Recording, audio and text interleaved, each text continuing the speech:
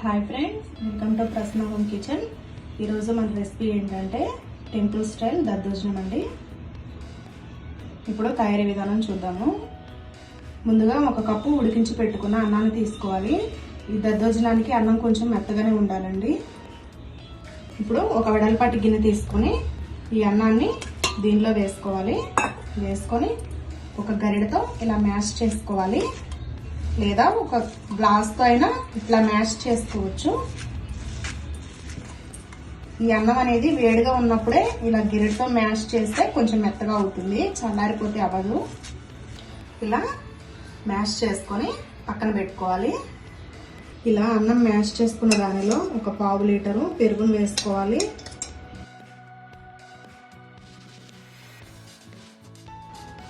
దీనిలో రుచికి సరిపడా సాల్ట్ వేసుకొని మొత్తం మిక్స్ చేసుకోవాలి.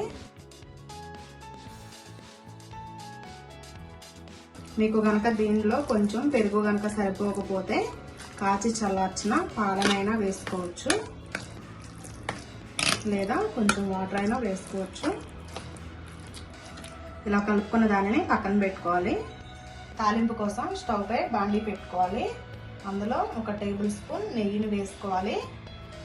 నెయ్యి ప్లేస్లో ఆయిల్ అయినా యాడ్ చేసుకోవచ్చండి. నెయ్యి వేడెక్కాక అందులో 1 స్పూన్ పచ్చిశనగపప్పు, 1 స్పూన్ మినపప్పు, 1/2 స్పూన్ ఆవాలు, 1/2 స్పూన్ జీలకర్ర, 10 జీడిపప్పులు, సన్నగా తరిగిన అల్లం ముక్కలు, పొడుగ్గా కట్ చేసుకున్న పచ్చిమిర్చి ముక్కలు,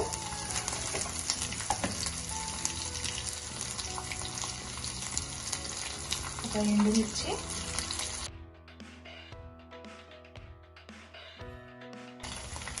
దీనిలో కొంచెం ఇంగువ, కొంచెం సొంటి పొడి, మనం కచ్చాబచ్చ దంచిన మిరియాలు,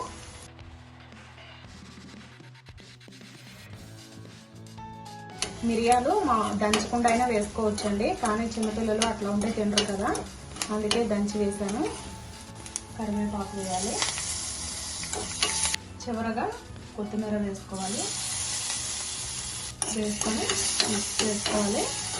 ఇలా వేగిన తాలింపుని మనం తిరగన్నంలో వేసుకోవాలి.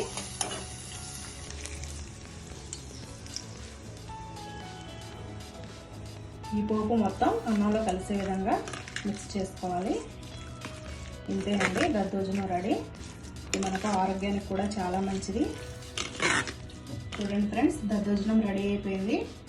ఇంతేనండి, చాలా సింపుల్గా దద్దోజనం అనేది మనం తయారు చేసుకోవచ్చు. నా ఛానల్ని ఫస్ట్ టైం ఎవరైనా చూస్తున్నట్లయితే లైక్ చేయండి, షేర్ చేయండి, కామెంట్ చేయండి. మరిన్ని టేస్టీ రెసిపీస్ కోసం ప్రసన్న హోమ్ కిచెన్ ఛానల్ని సబ్స్క్రైబ్ చేసుకోండి. Thank you for watching friends.